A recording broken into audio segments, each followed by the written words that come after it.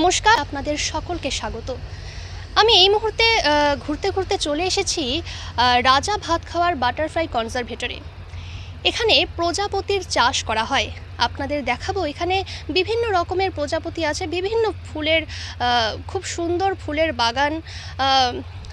আসলেই মন জুড়িয়ে যাবে। আপনারা চাইলে একবার আসতে পারেন কুমারগ্রামের এই জয়ন্তী পাহাড় সংলগ্ন এলাকায় রাজা ভাতখাওয়ায়। আলিপুরদুয়ারের কুমারগ্রামের 4 একর জায়গা জুড়ে চলছে প্রজাপতির চাষ। প্রজাপতি প্রজাপতি শুনছো আমার কথা, বলবে আমায় কোথায় পেলে রঙিন দুটো ডানা, ফুলে ফুলে ঘুরতে তোমায় কেউ করেনি মানা। ফুলে ফুলে ঘুরে বেড়ানো রঙিন প্রজাপতির প্রকৃতির সৌন্দর্য বৃদ্ধিতে জুড়ি মেলা ভার। বাস্তুতন্ত্র অনুযায়ী পরিবেশের ভারসাম্য বজায় রাখতে মৌমাছি এবং প্রজাপতির ভূমিকা অপরিহার্য। আমরা মৌমাছি পালনের কথা শুনেছি, মধু সংগ্রহের জন্য অনেকেই মৌমাছি প্রতিপালন করেন, কিন্তু রঙিন ডানা মেলে ঘুরে বেড়ানো প্রজাপতি পালনের কথা না শুনলেও দীর্ঘ কয়েক বছর ধরে উত্তরবঙ্গের আলিপুরদুয়ার জেলায় প্রজাপতির প্রতিপালন হয়ে আসছে। আলিপুরদুয়ার জেলার কুমারগ্রাম ব্লকের রাজা ভাতখাওয়া বাটারফ্লাই কনজারভেটরি নানান প্রজাতির রঙিন প্রজাপতির চাষ করে আসছে। মূলত পরিবেশের ভারসাম্য রক্ষায় প্রজাপতির গুরুত্ব কতখানি তা সাধারণ মানুষ সহ মূলত স্কুল কলেজের ছাত্রছাত্রীদের সচেতন করতে তাদের এই প্রচেষ্টা বলে জানা যায়। প্রায় প্রতিদিন বিভিন্ন স্কুল কলেজের ছাত্রছাত্রীরা শিক্ষামূলক ক্লাস করতে আসে এখানে। রাজা ভাতখাওয়া বাটারফ্লাই কনজারভেটরির দায়িত্বপ্রাপ্ত প্রতিনিধিরা জানায়, প্রজাপতি প্রতিপালনে সাধারণ মানুষকে উদ্যোগী হতে হবে। প্রজাপতির সংখ্যা যত বাড়বে, বাস্তুতন্ত্রের পরিবেশের ততই উপকার হবে। আমরা এখানকার ফরেস্ট ডিপার্টমেন্টের ইনচার্জের সাথে কথা বলে নেব। নমস্কার দাদা। নমস্কার, আমার নাম তমগ্ন সেনগুপ্ত। আপনার পরিচয়? আমি এখানে এটা অ্যাকচুয়ালি আমাদের একটা অর্গানাইজেশন কাজ করে, নেচার মেটস নেচার ক্লাব বলে, যারা এই পুরো পার্কটা তৈরি করেছে, চালাচ্ছে। তো আমি on behalf of nature mates nature club আমি এখানে অ্যাজ এ প্রজেক্ট অ্যাসিস্ট্যান্ট বা পার্ক ইনচার্জ হিসাবে আছি। আচ্ছা, এখানে তো বিভিন্ন রকমের সুন্দর সুন্দর বাটারফ্লাই আছে। কত রকমের এখানের প্রজাপতি? আমাদের এই বাগানে এখনও পর্যন্ত 139 রকমের ভ্যারাইটি আমরা রেকর্ড করেছি। এমনিতে ইন জেনারেল বক্সাতে 550-600 বা তার বেশিও ভ্যারাইটি আছে, অনেক আইডেন্টিফাইড স্পিসিস আছে। তো আমাদের বক্সার নিয়ে প্রজাপতি নিয়ে একটা বই আছে, তাতে 408 রকমের বাটারফ্লাই দিয়ে বইটা পাবলিশ করা হয়েছিল 2020 সালে জুন মাসে, ফার্স্ট কোভিডের পর বইটা পাবলিশ হয়েছিল। তাতে 408 রকমের আছে। এখনও পর্যন্ত আমাদের বাগানে 139 রকমের রেকর্ডেড।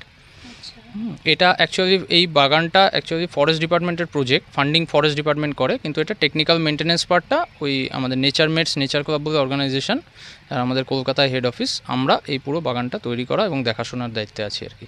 আচ্ছা, এখানে দেখছি মূলত এখানে বেশ কিছু কৌটাতে প্রজাপতির লার্ভা রয়েছে। হ্যাঁ, একটু দেখতে পারি? হ্যাঁ দেখাবো।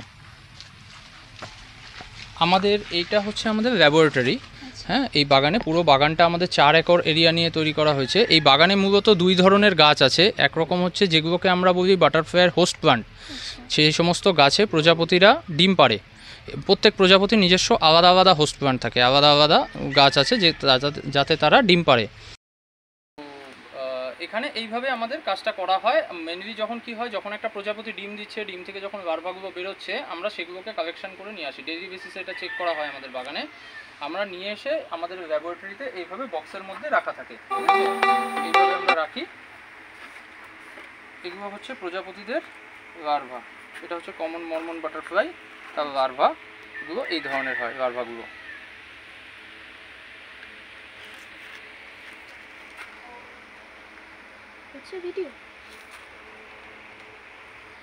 এটা হচ্ছে লার্ভা স্টেজ। তারপরে থার্ড স্টেজে গিয়ে এটা হচ্ছে পিউপা।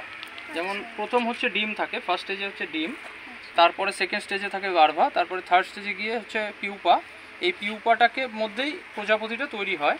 যখন ম্যাচিওর হয়ে যায় প্রজাপতিটা, তখন এই পিউপা ফেটেই বেরিয়ে আসে। আমরা যখন দেখতে পাই যে একটা প্রজাপতি বেরিয়েছে, তখন আমরা তাকে আবার এই বাগানেই ছেড়ে দিই। এগুলোর পুরো রেকর্ড আমাদের থাকে, পুরো ডেটাটা আমাদের রাখতে হয় যে প্রতিদিন কত লার্ভা কালেকশন হচ্ছে, প্রতিদিন কত প্রজাপতি আমাদের বেরোচ্ছে ল্যাব থেকে, আমরা রিলিজ করছি। সেগুলোর পুরো ডেটা রেখে তারপর সেগুলোকে আবার বাগানে ছেড়ে দেওয়া হয়। যেমন এটা আরেক ধরনের স্পিসিস, এটাকে বলা হয় কমন মাইম। তার লার্ভাটা এই ধরনের হয় দেখতে।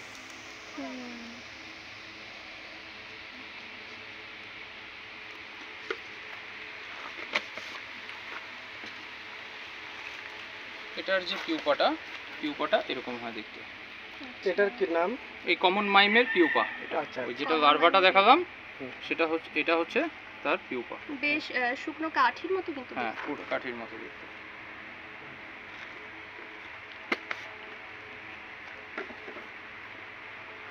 আবার এটা আরেক ধরনের স্পিসিস, এটা হলো কমন রোজ। তার লার্ভাটা এই ধরনের।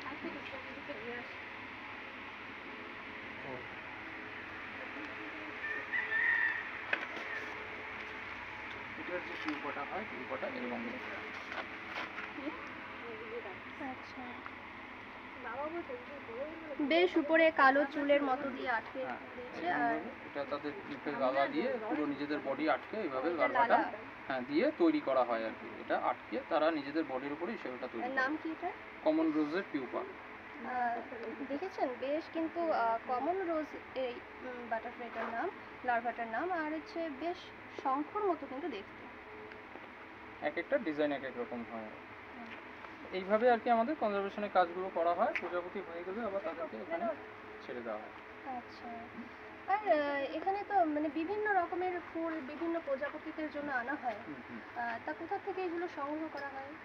এগুলো আমরা মানে হোস্ট প্লান্ট যেগুলো থাকে কিছু আমরা নার্সারি থেকে আনি, কিছু ওয়াইল্ড প্লান্টস যেগুলো থাকে সেগুলো আমরা তো বাগান থেকে, ওই জঙ্গল থেকে, ফরেস্ট থেকে বিভিন্ন জায়গা থেকে কালেকশন করা হয়।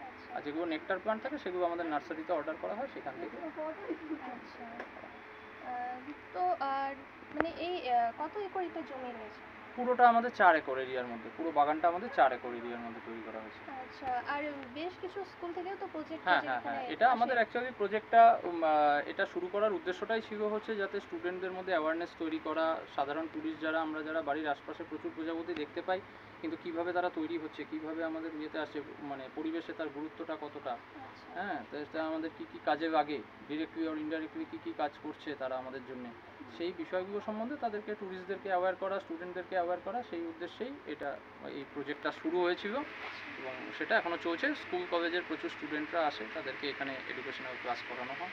বেশ সুন্দর উদ্যোগ। আর এই যে মানে পরিবেশের জন্য প্রজাপতি কতটা গুরুত্বপূর্ণ, আপনি মানে আমাদের দর্শকদের কি বার্তা দিতে চান? হ্যাঁ, প্রজাপতি মানে দেখুন, আমরা বাড়ির আশপাশে সবাই প্রজাপতি দেখতে পাই, কিন্তু প্রজাপতি কিভাবে, হ্যাঁ, মানে বেশ কিছু আছে এরকম যেগুলো বিলুপ্ত হচ্ছে, কিছু আমরা কম দেখতে পাই।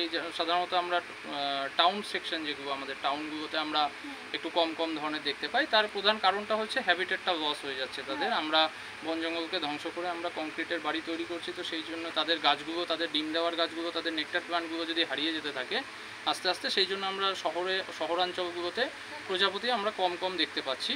কিন্তু আমার এটাই বলার যে এটার জন্য সাধারণ মানুষকে উদ্যোগ নেওয়াটা জরুরি। যার বাড়িতে যতটুকু বাগান আছে তারা যদি সেই ধরনের বাগানগুলোতেও যদি দুটো এমন গাছ লাগায় যাতে তারা ডিম দিচ্ছে। হ্যাঁ, এখন বিষয় হচ্ছে যে এগুলো তারা জানবে কিভাবে।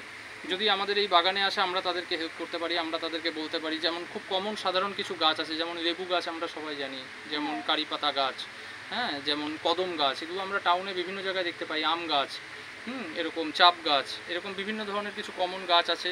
সেই ধরনের গাছে কিন্তু প্রজাপতিরা ডিম দেয়। সেই ধরনের গাছ যদি আমরা লাগাই, তারপরে কিছু ফুলের গাছ যেমন আছে, যেমন রঙ্গন ফুলের গাছ আমরা টাউনে প্রচুর অনেকের বাড়িতে দেখতে পাই। রঙ্গন গাছ কিন্তু হোস্ট প্লান্ট এবং নেকটার প্লান্ট দুটোরই কাজ করে। তো এরকম কিছু কমন প্লান্টস আছে, কিছু ওয়াইল্ড প্লান্টস আছে। এইগুলোকে যদি আমরা রাখতে পারি নিজেদের বাড়ির আশপাশে, তাহলে আমরা মানে পরিবেশে আমরা হয়তো ডিরেক্টলি বা ইনডিরেক্টলি আমরা অনেক হেল্প করছি।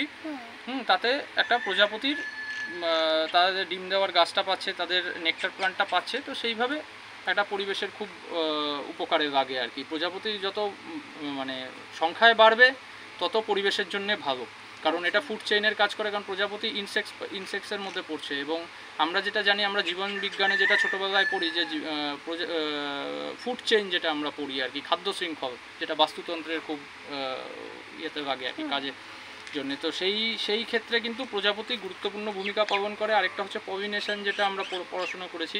যে পলিনেশনেরও খুব হানিবি মানে মৌমাছি এবং প্রজাপতি দুটোই খুব গুরুত্বপূর্ণ হ্যাঁ, ভূমিকা অনেক পালন জায়গাতে করে। কিন্তু মধু নেওয়ার জন্য, মধু সংগ্রহ করার জন্য মৌমাছিকে কিন্তু মৌমাছির মেরে ফেলে। হ্যাঁ, মৌমাছি না, সেটা হচ্ছে মৌমাছির চাষ করা হয় একটা মধুর জন্যে, সেটা মৌমাছির চাষ করা হয়, সেটাও কিন্তু পরিবেশের জন্য খুব গুরুত্বপূর্ণ। এবং এই যে কাজটা করছে, এটা করতে গিয়ে পলিনেশনের যে কাজটা মৌমাছিরা করে একই কাজ কিন্তু প্রজাপতিরাও করে, ঠিক আছে? কাজেই এই দুটোর কিন্তু গুরুত্ব মানে আমাদের পরিবেশে মানে খুবই গুরুত্বপূর্ণ। আচ্ছা আচ্ছা, এই জায়গাটাতে মানে সবসময় তো গেট মানে এখানে দেখছি মানে হ্যাঁ। বন্ধ থাকছে, হ্যাঁ। আর এখানে সকলের তো একটা প্রশ্ন থেকেই যায় যে মানে এখানে কি কোনো পারমিশন লাগে আসতে, না, নাকি এখানে সকলেই আসতে পারে? এখানে আসতে কোনো পারমিশনের দরকার পড়বে না। এটা